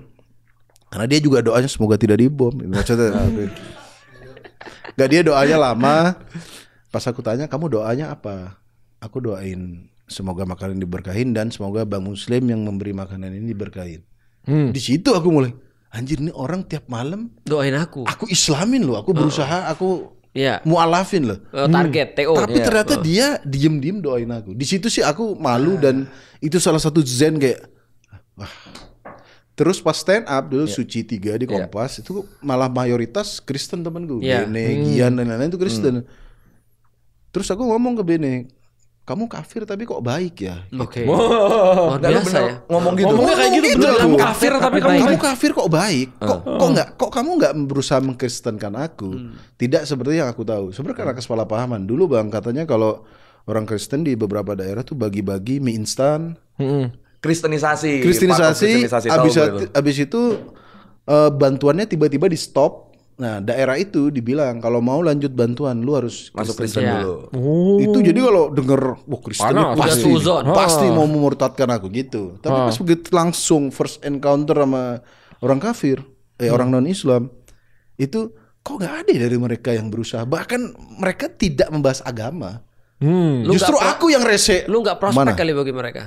Lu gak prospek. Iya namanya aja udah bisa diubah. Justru aku yang mengancam keimanan mereka. Aku yang datang-datang, mana Yesus ngomong dia Tuhan, mana ini gitu. Malah langsung lu ini ya, langsung lu ajak debat semua. Iya, apa buktinya Trinitas gitu. Enggak, itu yang sebelum stand up. Pas masuk stand up kok udah nggak ada ngapain ngomongin agama lagi gitu. Nah ini waktu itu dulu, ingat ya dulu banget tuh gua pernah debat ini sama Mama. Ya kan gue baru belakangan ini belajar agama. Terus gue bilang harusnya tuh belajar kemanusiaan dulu baru belajar agama. Kalau gue, Mama langsung, kalau Mama keras, Islamnya keras gitu langsung. Enggak, agama dulu, Islam dulu. Enggak ada namanya kemanusiaan kalau jadi kayak urutannya tuh gimana gitu loh. Kalau orang nggak layak, kalau orang nggak layak jadi manusia, gimana dia bisa beragama? Nah ini itu kan. Terakhir kali kan kita ngomong sama orang kan, ada orang yang nanya kita, gimana caranya berdakwah? Aku bilang gini, kamu jadi manusia dulu aja deh. Ada yang nanya, Ustadz Wimar, ini kan semenjak masalah sama Panji, dia kan ikut sekolah pecahkan. Ada juga orang yang dari anak ngaji ikut terus kemudian sekolah pecahkan, pengen jadi komik juga. Terus mereka berdua diskusi lah, gimana caranya kita bisa untuk berdakwah ya di tempat ini ya. Terus kemudian dibilang sama Ustadz Wimar apa? Lu lucu dulu aja deh. Karena kita lagi di skena lucu ya. Skena lucu nih. Karena kalau lu nggak lucu, gimana lu bisa berdakwah sama orang? Jadi yang pertama kali di kepala lu bukan berdakwah, lu lucu dulu gitu. Benar ya. Kebetulan Gus Miftah nggak sekolah pecahkan kan. Nah itu kita lagi mau rekomendasikan tuh. Makanya yang pecah negara. yang pecah komen. Iya. Wow. Nah, artinya sama kayak manusia kan. Kita dakwah sama manusia kan. Artinya kalau kita belum bisa jadi manusia, karena mohon maaf, banyak kan orang-orang dakwah nggak jadi manusia. Jadi ngejudge orang lain, seolah-olah lebih tinggi daripada orang lain dan segala. Nah, manusia aja lu belum lulus. Lu berteman aja belum bisa. Lu temenan dulu deh, gimana caranya nongkrong. Gimana caranya punya teman? Lah, kalau lu punya teman kan berarti ada sesuatu yang kita nggak suka sama teman kita nggak ngomong kan? Atau dia juga ada sesuatu yang nggak suka sama kita, tapi dia masih bisa untuk toleransi itu kan? Akhirnya kita bisa tetap nongkrong kan? Nah, ini kan sebenarnya udah di solve deh misalnya. Kenapa dulu ada kelompok bermain dulu, baru TK dan lainnya kan biar mereka bisa bersosialisasi sebagai manusia, baru belajar gitu. Tapi kalau proses belajar Islam di Indonesia, misalnya kayak pesantren dan lain-lain, urutannya kan faith dulu, pelajaran agama dulu, baru hablum minannasnya kurang ya menurut lo ya? Terlalu fokus ke hablum minallah jadinya. Nah, itu kan jadi kayak kontradiktif kan. Kalau Islam apalan dulu ini baru kemanusiaan gitu misalnya. Sedangkan kalau yang di dunia nyata ya harusnya kemanusiaan dulu gitu. Menurutku sih gini ya. Menarik gini. Pertanyaan gini. Kita coba lihat dulu. Menurut lu problematikanya lebih besar mana? Toleransi orang Islam dengan orang yang bukan Islam atau toleransi sesama orang Islam? Sesama orang Islam karena waktu itu udah pernah tanya. Udah jelas. Ada di episode sebelumnya. Gua kagak pernah dipersekusi. Gua kagak pernah dipersekusi sama orang yang bukan Islam loh. Yang pernah persekusi gua adalah orang Muslim kan? Bener. Artinya problematika tuh ada di intra religion, di intra agama, bukan antar agama. Intra agama bukan antar agama. Itu adalah problematikanya. Nah, pertanyaan kita lihat nih, kenapa problematika toleransi intra agama ini ada? Aku lihat karena kebanyakan diajarin, mohon maaf ya, fikih. Fikih sama sejarah bukan sih? Kalau sejarah justru nggak harusnya, karena fikih itu berkaitan dengan kalau sejarah mungkin kita bisa obrolin, tapi kalau fikih itu berkaitan dengan benar dan salah. Jadi fikih itu adalah tentang how to, bro. Benar. Bukan what, dia tentang what and how, bukan why. Berarti sistem pengajaran Islam di Indonesia tuh bisa dibilang bisa diperbaiki. Itu kritikku. Kalau diajarin adalah what and how sebelum why, orang ribut. Karena orang begini sama orang begini, itu salah yang begini, harusnya tuh begini. Tapi iya loh, bener loh. Saya juga ketika dulu dekat dengan yang kelompok itu kan diajarin begini. Ketika saya begini doang tuh langsung dijat salah. Kelompok yang mana? Ada yang ini. Tapi itu sendiri tahu nggak alasan kenapa harus begini? Memukul setan. Tahu, mukul setan. Oh, ini mukul setan. Satu pukulan kita tuh kayak kita mau mukul. Makanya kalau kita mukul setan. Orang NU bilang, tanggung lu kalau mukulnya begini, gini aja sekali. Atau gini itu, bro. Jab. Ya bisa 5 sekalian kan tuh. Iya. Mama ini mah. Lah makanya artinya kan itu perkara sederhana. Perkara sederhana kayak rokaat berapa rokaat. Dan tahu kan di Jogja itu ada musolanya Kiai Haji Ahmad Dahlan itu dibakar, bro. Dibakar, literally dibakar. Itu kan pendiri Muhammadiyah. Pendiri Muhammadiyah. Muhammadiyah itu lahir 1912. NU baru lahir 1926. Artinya Muhammadiyah udah duluan. Cuma pada saat itu ketika Muhammadiyah menjalankan ibadahnya, pada saat itu ulama-ulama di daerah Jawa Timur itu nggak suka. Karena dianggap menjadi sesuatu yang berbeda. Klaim atas fikih itu ngeri tuh. Akhirnya dibakar. Di komen dulu nggak? Pasti Jawa. Gitu. Komennya begini. Yang Jawa belum tentu begini, tapi yang begini pasti Jawa. Pasti. Aduh. Sherlock bukan. Tapi tadi Sherlock gue marahin. Sherlock Saya nanya yang Muslim yang dulunya ekstrim kenapa akhirnya bisa seperti ini? Karena ini sebenarnya ternyata solusinya Muslim berkaitan bergaul, sama coki, cari kerja. Ini salah satunya. Solusinya kan dia kan setelah ketemu non Muslim, berarti kan berkaitan dengan tabayun tadi kan. Setelah dia recheck lagi, ternyata orang Kristen tidak seperti dugaan gue. Tabayun tapi sebenarnya cari kerja dulu baru bisa tabayun dia. Benar sih, bro. Iya, karena dia berhubungannya ketika disuci kan. Mereka kan emang lagi kerja tuh ada itu. Berarti Pak Prabowo bukan harusnya memberikan makan siang gratis. Memberi orang Kristen gratis. Agar pada ini lahan tabayunnya dikasih orang Kristen. Saya sebar orang Kristen ke daerah-daerah mayoritas Islam sebagai bahan dana tabayun. Kalau mungkin ini kalau ranahnya Islam, kalau aku kan dulu Islam dan Kristen. Kalau Islam dan Islam, dulu aku saat melihat NU kunut atau wusoli aja itu sama Islam jadi keras. Sesat nih. Bid'ah. Dulu aku begitu. Di Madura nggak ada wusoli? Nggak ada. Kok bisa? Li wusoli ada. Dan tahu nggak lo di Madura nggak ada TK? Oh iya. Adanya TN. Apa tuh TN? Taman Nak kan Nak. Iya. Emang iya. Kotat, komedi Ustadz. Enggak, kalau aku dulu pada saat memang benar sesama Islam tuh lebih keras. Iya, betul. Karena waktu aku sholat, aku nggak ada usolli nawaitu. Itu sama saudaraku, nggak sah sholatmu, nggak sah puasamu kalau nggak niat. Iya. Loh kan bukannya niat di dalam hati. Betul. Enggak, itu niat harus nawaitu. Iya. Mau godin. Belum lagi kalau debat tahlilan atau enggak. Nah, rokaat. Rokaat yang mana? Oh, yang tarawih. 11-23. Dulu juga aku pas kunut subuh, pas harusnya habis itidal, sujud aku, doa apa ini? Karena aku pas di madrasah, pas ada bab kunut sama ustadku dicoret, coret itu. Wow. Jadi aku sama kunut sendiri, wah apa ini kunut? Bid'ah gitu. Karena toleransi terhadap sesama agama itu lebih tipis karena kita saling mengaku ini yang paling benar. Karena kita yakin kalau kita yang paling Ahlussunnah wal Jamaah. Karena tadi belajar fikih dulu.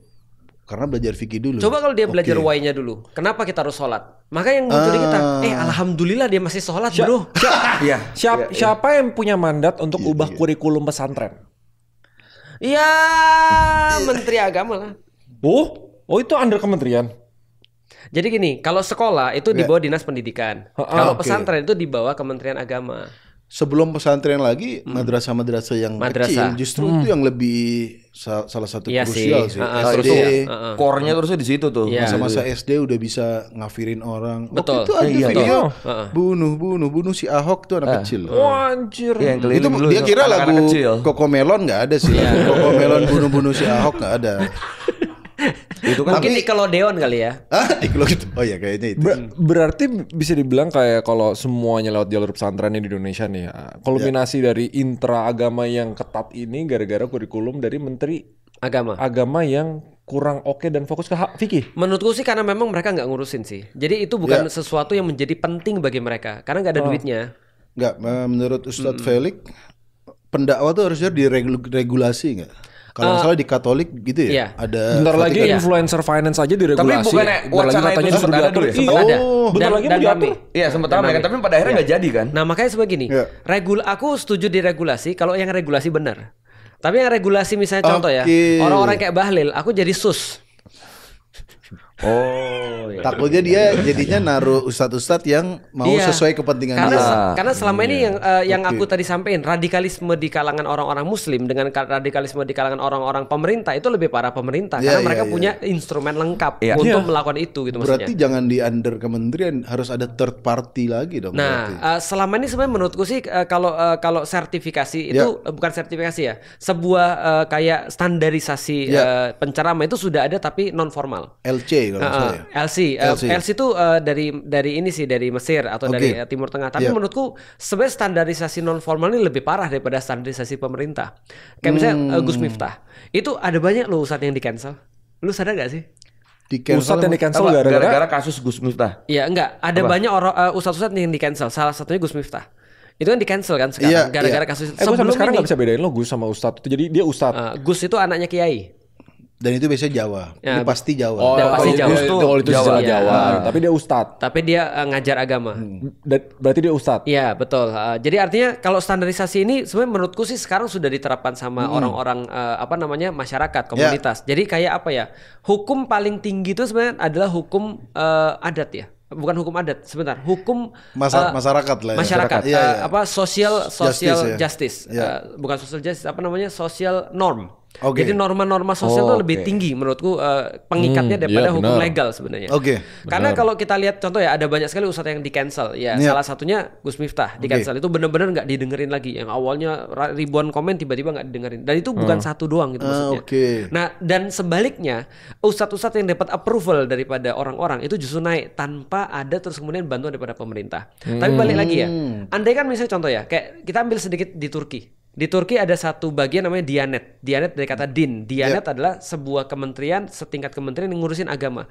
Bahkan dia akan membagikan ceramah Jumatan itu seperti apa. Untuk meregulasi jangan sampai ada yang keluar daripada pakem. Ada seperti gitu. Atau bahkan untuk mendiseminasi informasi daripada pemerintah itu juga menggunakan itu. Jadi kalau seandainya itu penting tau. Penting. Tapi harus dipastikan bahwasanya yang ngurus itu benar. Makanya kan muncul satu peribahasa bahasa Latin. Quis custodiet ipsus custodis, who watch the watchers. Iya. Nah, kalau yang watchersnya benar dan tidak ada kepentingan, itu jadi bagus banget. Tapi kalau ada kepentingan, problem pasti. Apalagi pemerintah sekarang. Contoh, lihat nih. RUU penyiaran. Ini kayaknya judul episodenya Ustadz Felix roasting pemerintah deh. Ustadz Felix versus pemerintah aja. RUU penyiaran misalnya. Kok bisa RUU penyiaran itu ditentukan oleh orang-orang yang nggak ngerti tentang urusan itu? Mereka mau regulasi YouTuber, ya. Mereka mau regulasi YouTuber. Bener. Dengan seolah-olah mereka bilang ini YouTuber berbahaya. Berbahayanya di mana? Kok harus diregulasi? Maksudnya mereka nggak bisa ngasih tahu. Gitu maksudnya. Nah ini kan khusus bagi YouTuber kan. Jangan-jangan kalian lagi mau membatasi kami ngomong. Kan gitu kan ya. Nah maka muncul kayak gitu. Tapi kalau misalnya contoh nih yang datang itu dari YouTuber beneran gitu kan ya, maka menjadi tidak ada masalah. Itu maksudnya. Kayak banyak nih pemerintah. Kayaknya nih kalian perlu diatur nih. Kayaknya ada masalah nih. Sebentar, siapa yang ada masalah? Nah, bisa dibilang nggak kayak orang-orang ini tuh definisi zolim itu yang melanggar Islam. Apa sih namanya? Ya kan? Zolim itu adalah tidak adil gampangnya. Tidak. Oke. Contoh ada yang dirugikan biasa kalau. Contoh misalnya kayak gini ya. Kan. Mereka zolim nggak nih hitungannya kalau misalnya mereka ngelakuin hal yang tidak adil itu? Mereka bukan di kapasitasnya terus membuat keputusan yang merugikan orang lain. Zolim itu berarti. Banget. Coba lihat sekarang. Siapa aja contohnya misalnya kalau kita serahin pada standarisasi ulama pada pemerintah. Coba kita lihat siapa ulama yang disertifikasi sama pemerintah. Yang sudah jelas keluar sertifikasinya. Nggak tahu lagi gue. Gus Miftah masuk nggak? Enggak, kayaknya enggak deh. Tapi ternyata mohon maaf ya, kalau kita lihat ya, secara non formal ada ulama-ulama yang masuk istana, ya kan? Berarti secara tidak langsung negara mengakui ulama-ulama ini dalam tanda kutip. Nah berarti mereka kasih standar, ini loh yang menjadi ulama-ulama yang harusnya. Berarti apa yang misalnya yang pasti nggak boleh mengkritik pemerintah dong? Standar staf utusan kan. Padahal kata Rasulullah, Sayyidu Syuhada atau pemimpin para syuhada adalah Hamzah. Dan siapapun yang bersama dengan dia yang datang ke pintu penguasa menyampaikan kebenaran lalu penguasa membunuhnya. Artinya yang paling bisa melakukan kesalahan itu adalah yang punya power. Sepakat ya? Sepakat. Power tends to corrupt. Benar. Absolute power, corrupt absolutely. Berarti yang paling berpotensi untuk punya penyimpangan adalah penguasa. Bukan ulama. Maka disitulah fungsi ulama datang ke depan penguasa ngasih tahu ini sesuatu yang salah loh Pak. Karena check and balances di dunia barat aja harus ada. Apalagi di dunia Islam. Check and balancesnya dari siapa? Dari masyarakat. Gitu. Gua ada satu pertanyaan hipotesa untuk menutup. Ngeri ya kita sekarang. Tapi gini Ustadz Felix jawabnya yang terakhir ya. Kok ditutup ini masih Sabar. ada. Masih belum dia. Kan zolim. Tadi Adam tadi masih. Oh iya nggak apa-apa. Zolim, rezim. Maksudnya Ini makanya ini gue ada pertanyaan hipotesa nih. Masing-masing harus jawab. Anggap di satu ruangan. Felix Xiao mode sarung. Salah sih dikasih sarung sih. Salah lu kasih sarung. Anggap sarung mirip-mirip batik nih soal efeknya nih kedua ini. Agak-agak armor juga. Yang penting jangan dikasih bendera hitam. Nah, itu mode yang lain lagi tuh langsung. Di atas panggung. Ya, anggap nih ada satu ruangan. Di sana sendiri-sendiri nih. Satu ruangan sama satu orang yang kita tahu ini orang paling zolim yang ada di Indonesia, yang merugikan banyak banget orang, yang akan merugikan banyak banget orang. Dia di kursi, terikat, di depan ada pisau. Apa tindakan yang harusnya kita lakuin? Apa yang misalnya Bang Muslim di satu ruangan nih sama orang yang lu tahu paling zolim, seandainya ini orang ini nggak ada, kita bisa lebih makmur. Bakal ngapain? Kalau aku pasti tidak akan membunuh dia. Daripada ada pisau ya. Dikit-dikit aja. Jangan. Pakai pisau. Tidak dibunuh paling ya dikit-dikit aja. Enggak, aku akan membebaskan dia dan memaksa dia mengembalikan kerusakannya lagi. Makanya aku sejujurnya agak nggak setuju dengan hukuman mati koruptor. Karena kan misalnya ada satu orang pinter tapi dia korup. Mending dia dipaksa untuk jadi bermanfaat untuk negara. Daripada demi mati udah beres kan. Misalnya dia dikeluarin lagi, dia disuruh kerja paksa aku nggak tahu paksanya itu gimana. Yang jelas mungkin nggak digaji atau dikasih bahlil di atas kepalanya dia misalnya. Oh itu maksa banget sih, ya sih. Nah, iya Pak Bahlil ya. Maksudnya dia mati sih. Maksudnya orang tadi yang jahat tadi ya lebih baik ke negara lagi, dipaksa untuk Tapi dengan pengawasan yang lebih ketat. Misalnya ada satu penjara ya Alcatraz misalnya atau Nusa Kambangan itu orang jangan diem doang. Karena nggak tahu ya di negara ini. Dikaryakan lah. Dikaryakan banyak. Oh, lu banyak nonton Suicide Squad lu. Bukan. Aku soalnya nonton orang nih misalnya bapaknya Mario Dandi. Dia nanti masuk penjara. Penjara makan duit pajak lagi. Dia udah nyolong dari kita, dikasih makan sama kita lagi. Ya mendingan hukuman mati lah. Makanya harusnya kita niru kan konsentrasi korut. Nah, mereka gitu. Semua yang di penjara suruh kerja. Suruh kerja tapi ya jangan semuanya ngejahit baju gitu maksudnya dia. Iya kan suruh benerin apa yang dia salah. Kan ada ngejahit kerudung. Kalau seandainya kan kita tahu nih orang bukan masalah bendanya bukan. Ini orang kan zolim banget nih kita tahu nih. Kita keluarin kita paksa ujung-ujungnya dia melakukan hal yang lebih zolim lagi. Kita dosa nggak? Dosa. Nah, padahal waktu itu kita tahu kita bisa berhentiin itu. Iya. Kalau kata Natsir, kayu rusak nggak bisa dipahat. Nah, artinya kalau kita kasih kesempatan atau semacam kayak power atau misalnya kita awasin tetap aja problematika sih menurutku. Karena basicnya dia udah rusak. Iya, betul. Kalau seandainya bisa kayak Suicide Squad gitu. Nah, Suicide Squad itu bagus tuh. Tapi balik lagi ya. Siapa yang paling ekstrim di sini. Tapi balik lagi, kalau aku ditanya begitu ya. Pertama kita nggak boleh main hakim sendiri. Nah maka aku akan ngejak Koi untuk main hakim. Iya. Memang fungsi saya lebih ke algojo di sini. Bukan saya menentukan. Biar nggak main hakim sendiri. Tipikal komen di IG. Jangan sendiri dong. Rame-rame. Ini opsi baik nih. Memberi kesempatan lagi keluar. Soalnya kalau seandainya dia memperbaiki semua masalahnya dan dia berbuat baik, itu pahala malah. Kalau aku sih melihat gini ya. Karena Tretan ngeliatkan skill ya. Kalau menurutku Indonesia tuh nggak kalah skill. Indonesia tuh nggak kurang banyak orang skill. Yang kurang banyak tuh orang baik. Bener. Yang kurang banyak orang yang punya dedikasi. Enggak, soalnya orang tadi itu kalau dibunuh kesian. Kejahatannya dia tuh ya udah. Gak kebalas. Iya, kecuali arwahnya masih bisa kerja ya.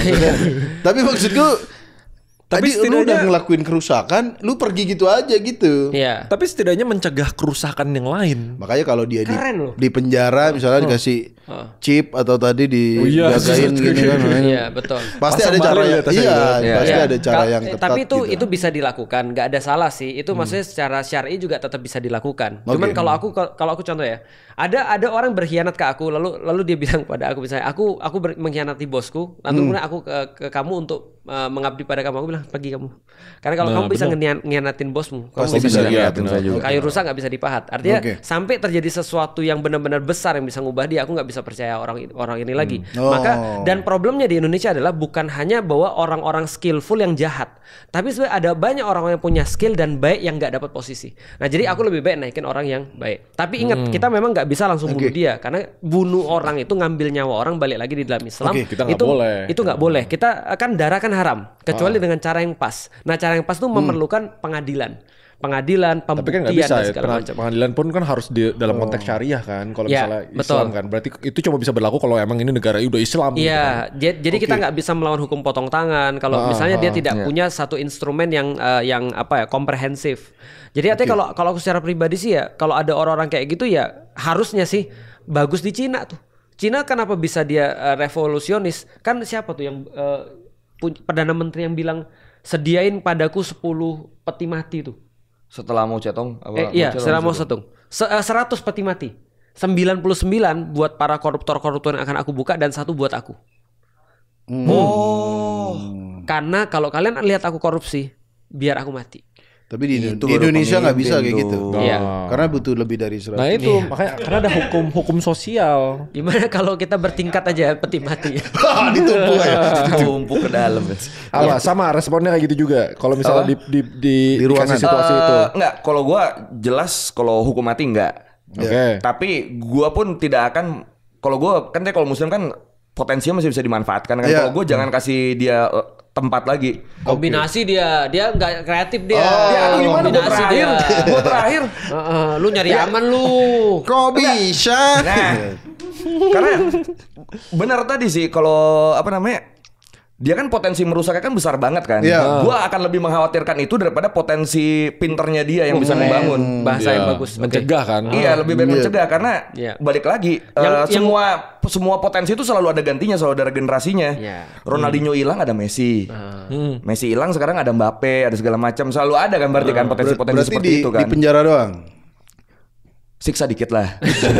Kasih makan nggak? Apa? Kasih makan. Makan racun. Sehari sekali. Sehari sekali. Pokoknya jangan sampai mati tapi bikin mendekati kematian. Nah, itu. Ini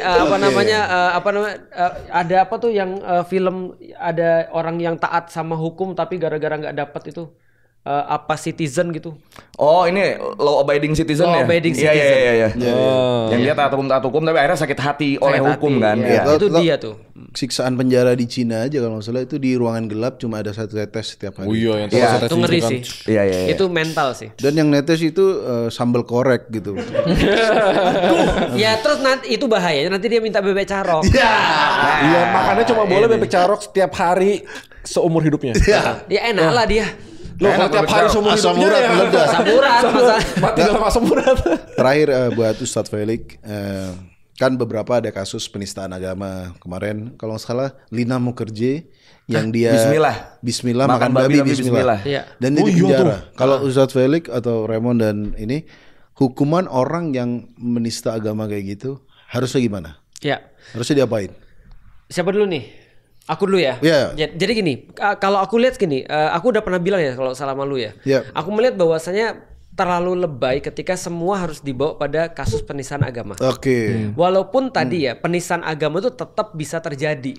Tapi menurutku ya Allah, ini kadang-kadang ada orang nggak suka sama orang lain, itu langsung pakai penistaan agama. Padahal itu masa lalu sama masalah dia. Kenapa lu bawa-bawa agama gitu maksudnya? Karena aku lihat sendiri ada banyak sekali, mohon maaf ya, pengacara-pengacara yang sok tahu bahwa ini adalah penistaan agama, padahal bukan sama sekali gitu maksudnya.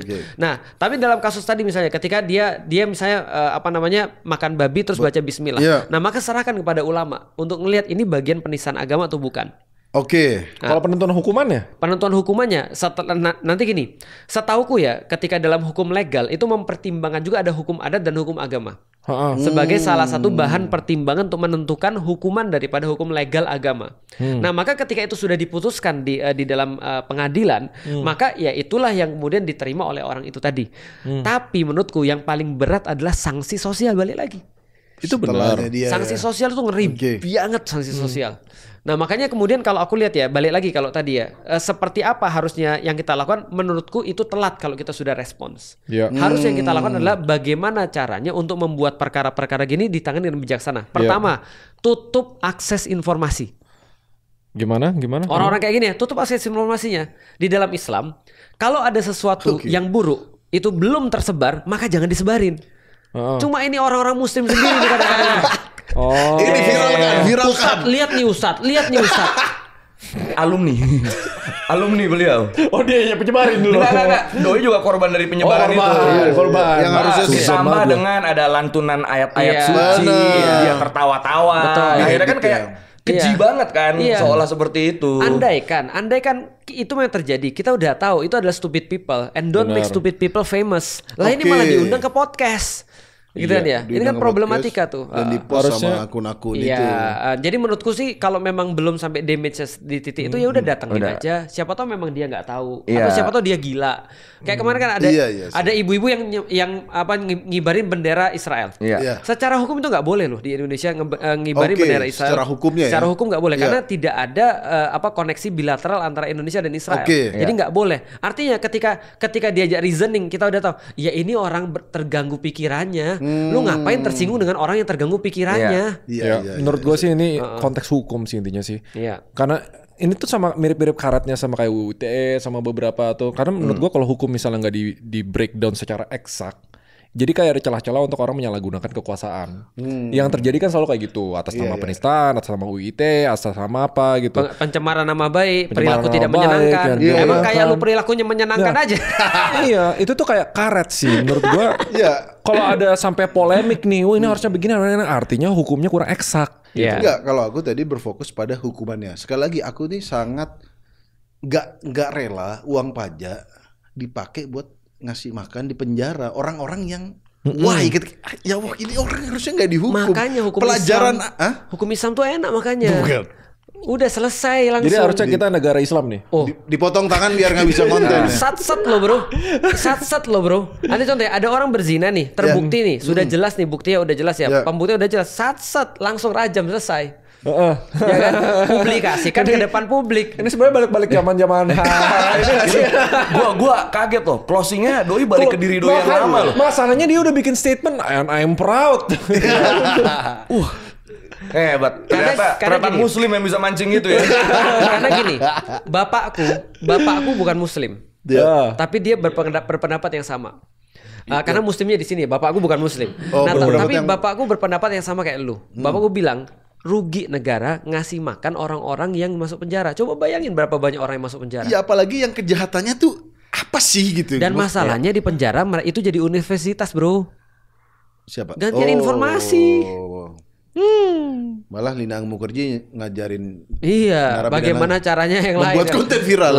Betul. Nah, artinya menurutku sih jadinya efek jerahnya nggak ada dan efek orang-orang lain agar tidak meniru itu juga nggak ada.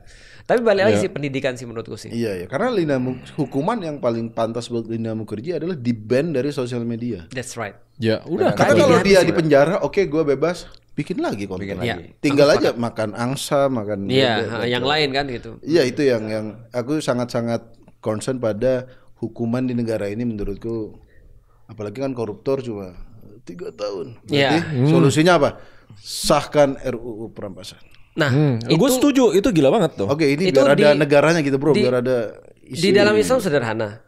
Umar bin Khattab itu punya pejabat-pejabat. Kalau ada pejabatnya dia sudah tahu tunjangannya dapat berapa, begitu dia punya rumah lebih daripada tunjangannya, itu langsung ditarik, nggak ditanya. Berarti RUU perampasan aset itu sangat syariah sekali, bro. Sangat syariah sekali. Langsung diambil dan dia langsung suruh buktiin. Kalau kamu mau ambil lagi asetmu, kamu yang buktiin, bukan kami yang buktiin. Masya Allah. Kenapa harus kami yang buktiin? Kan asas pembuktian terbalik kan. Ambil dulu sampai terbukti itu punya dia. Bukan ditahan dulu sampai dia terbukti maling. Karena kalau sudah doesn't add up gitu kan ya, ngapain lagi ditahan?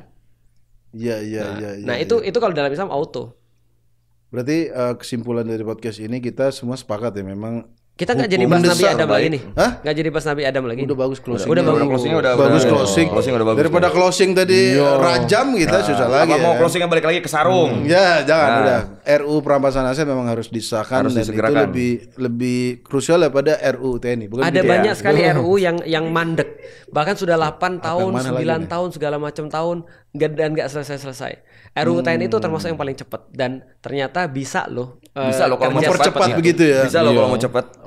Intinya karena nggak ada kepentingan yang mau menyalahgunakan kekuasaan. Tumben telepon lu nggak bunyi-bunyi dari tadi. Kenapa? Biasanya telepon lu bunyi mulu. Summary dong terakhir. Penutup masing-masing nih nanti Felix apa Muslim? Intel ini.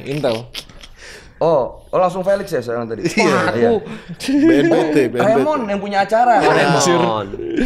Konklusinya kan intinya ini konklusinya kan intinya gimana cara kita menyikapinya. Ini kan week 4. Harusnya week 4 tuh udah gak ngebahas gini-ginian. Soalnya temanya tuh pencerahan spiritual. Ini itu pencerahan loh. Hukum yang terbaik ternyata apa? Pencerahan. Iya. Sejak Umar bin Khattab dulu. Hukum Allah selalu yang terbaik lah. Wah. Ya udah gimana yang proper kan kita udah bahas kasta-kasta bukan kasta ya, namanya kelompok-kelompok Islam adalah meresponi. Ya udah tiap orang boleh. Ini situasi kayak gini gimana cara kita meresponinya? Aku dulu lah ya. Ya boleh. Kalau aku sederhana sih, artinya menjadi seorang muslim itu adalah yang paling rendah kata Rasulullah, menyelamatkan muslim yang lain dari lidah dan tangannya. Dari lidah dan tangannya. Ya, artinya kita tuh benar-benar ketika menjadi muslim itu harusnya hati kita lebih lembut. Harusnya kemudian kita melihat orang lain lebih sayang. Kalau lu mau mendakwai orang, ada satu hal yang tidak boleh tidak ada, rasa cinta. Kalau misalnya lu nggak punya rasa cinta, lu mendingan diem kayak tadi tuh. Mending jangan ngomong deh, karena kalau lu ngomong pasti nyakitin orang tuh. Nah, itu aja sih sebenarnya terakhir kali. Gimana sepulang sekolah?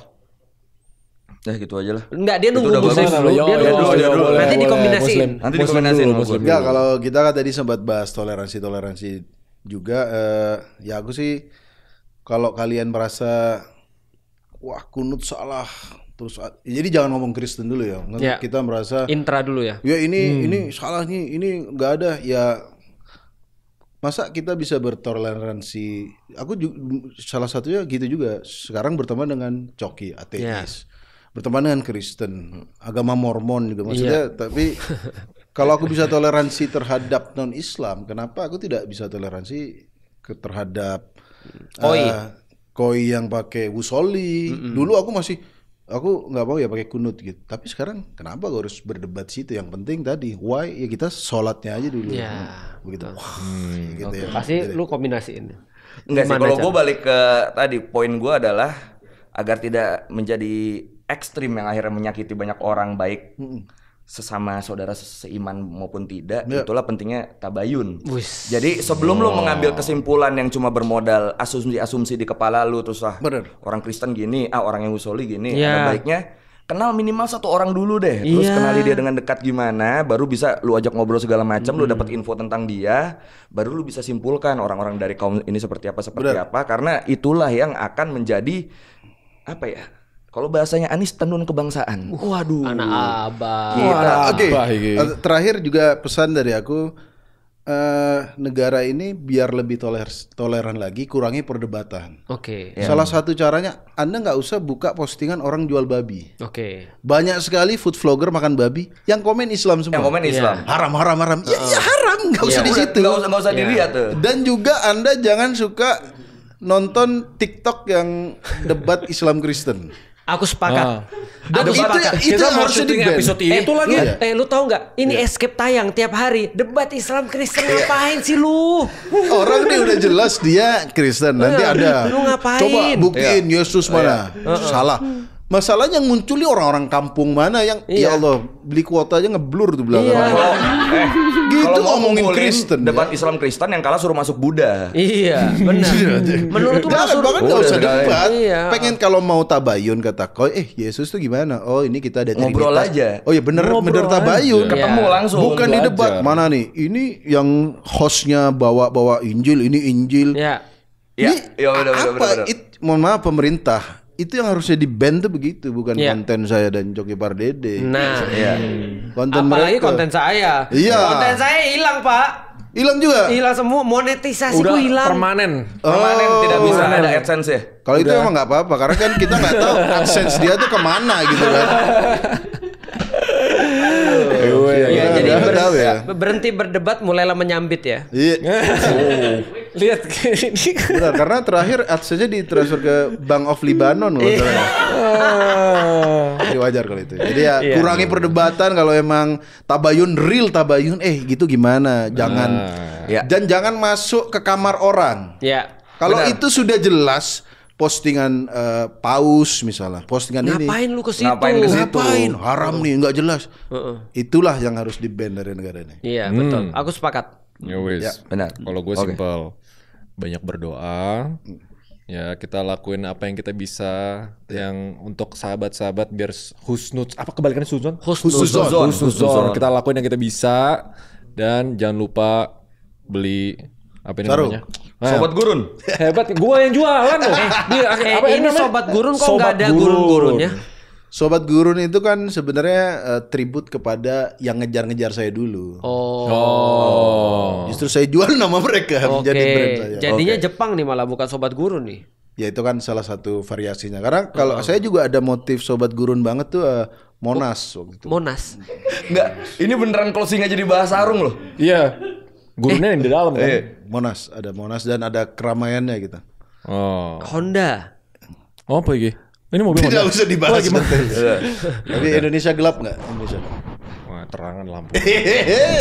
Terang ini. Dia udah diperingatin loh, hati-hati. Yo wes, terima kasih banyak Bang Muslim. Terima kasih banyak sekolah. Terima kasih banyak. Tretan sudah hadir. Sama-sama Ustadz. Sama-sama. Terima kasih banyak. Sama Koi. Kok sih dipanggilnya? Hah? Ya, bye-bye.